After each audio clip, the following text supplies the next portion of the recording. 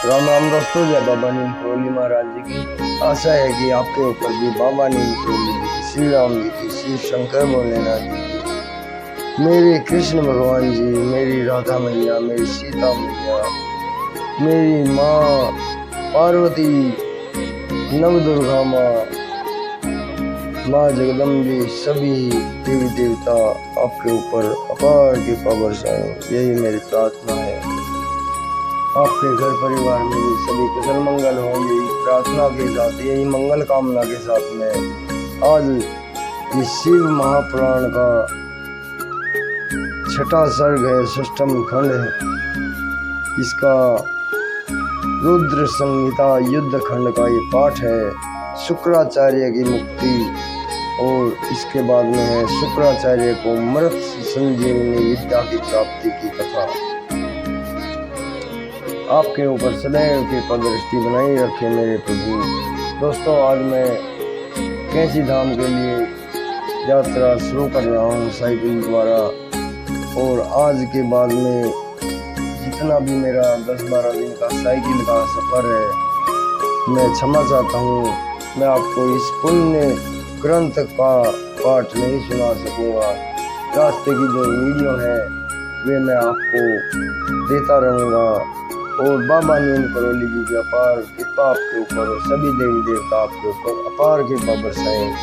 इसी मंगल कामना के साथ सभी भाइयों के ऊपर अपार प्रार्थना करूंगा। बाबा नीम करोली जी के दरबार में जाकर वहाँ अपार कृपा बरसेगी आपके ऊपर भी। वीडियो को देखें और शेयर करें दोस्तों। 4 धाम है बाबा जी के, चारों धाम के आपको दर्शन करवाऊंगा। अभी शुरू करते हैं श्री शिव महापुराण, शुक्राचार्य की मुक्ति। शिव जी द्वारा शुक्राचार्य को निकल जाने के पश्चात उनके पेट से निकलने का प्रयत्न करने लगे। शुक्राचार्य उन्होंने शिव जी के पेट में छिद्रों की खोज की जिससे बाहर निकला जा सके, परंतु वे असफल रहे।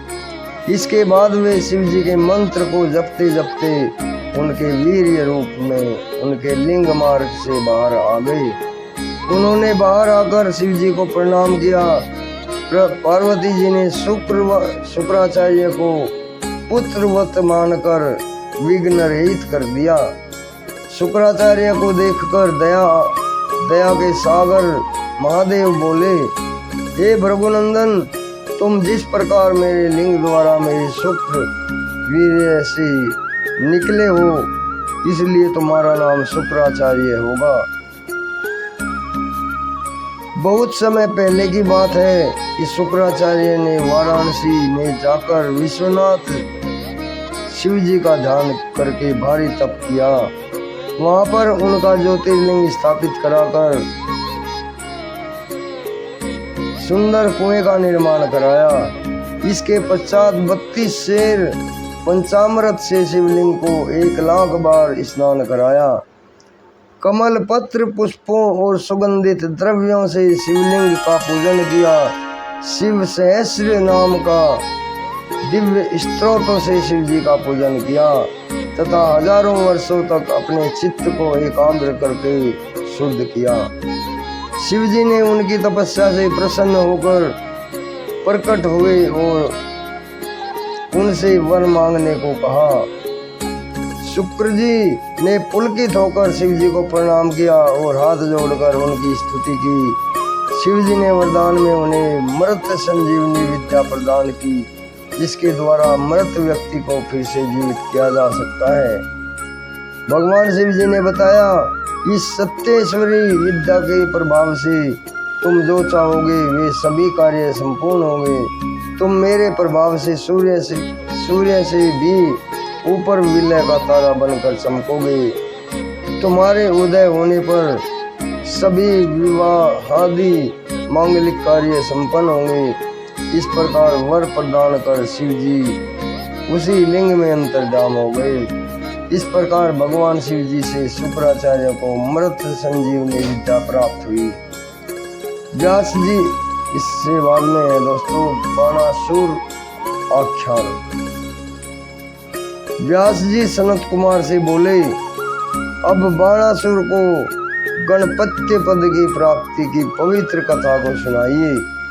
सनत कुमार जी ने बताया, मरीचि के पुत्र कश्यप जी हुए। प्रजापति दक्ष ने कश्यप जी को अपनी 13 कन्याएं कन्यादान की। उनमें दिति बड़ी थी, उससे दैत्य उत्पन्न हुए। शेष 12 पत्नियों ने देवताओं को जन्म दिया। दिति के हिरण्यकशिपु और हिरण्याक्ष 2 महाशक्तिशाली राक्षस उत्पन्न हुए। हिरण्यकशिपु के हन्लाद, अनहोलाद, सलहाद तथा प्रहलाद नाम के 4 पुत्र हुए। प्रहलाद के जितेंद्रिय और विष्णु भक्त विरोचन हुआ, जिसने अपना मस्तक काटकर दान में इंद्र को भेंट कर दिया।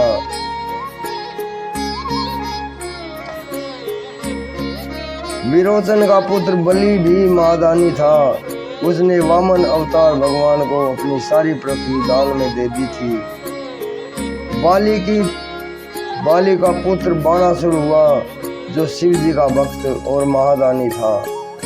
बाणासुर ने तीनों लोकों को विजय कर सोनित नाम की नगरी बसाई।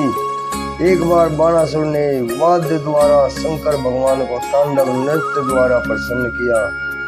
शंकर भगवान ने उस पर प्रसन्न होकर उसे वरदान मांगने को कहा। बाणासुर ने भक्ति पूर्वक उनके चरणों में प्रणाम करके उनके गणों में अपना निवास मांगा। भक्त वत्सल भगवान शिव उसके पास ही गणों सहित निवास करने लगे। एक बार सोनितपुर के पास बहती हुई नदी के तट पर शिव जी अपनी लीला करने लगे। गान और नृत्य हुआ। उसे देखने के लिए देवता और अप्सराएं भी आई। फिर जल क्रीड़ा होने लगी। शिव जी ने पार्वती जी को भी कैलाश से बुलाया। अप्सराएं सोचने लगी कि जब तक पार्वती जी नहीं आती तब तक कोई भी स्त्री यदि शिव जी के साथ जल क्रीड़ा करेगी तो भगवान शंकर उसे सर्वोत्तम संतरी का पद प्रदान करेंगे। यह सोचकर बाणासुर की पुत्री उषा ने शिव जी का स्पर्श करने के लिए पार्वती का रूप धारण कर लिया। तब तक पार्वती जी भी वहां पहुंच गई। उन्होंने बाणासुर की पुत्री उषा का उद्देश्य जान लिया। तब पार्वती जी उषा से बोली, अरे तुमने मेरा स्वरूप क्यों धारण कर लिया है? अच्छा तो तू इसी कार्तिक मास में ही ऋतु वाली हो जाएगी और वैशाख शुक्ला द्वादशी की अर्धरात्रि को तुझे सोती हुई के साथ कोई व्यक्ति संभोग करेगा, फिर तू उसी की पत्नी बन जाएगी। यह कहकर पार्वती जी शिव जी के साथ जल क्रीड़ा करने लगी। थोड़ी देर बाद शिव पार्वती जी दोनों अंतर्धान हो गए।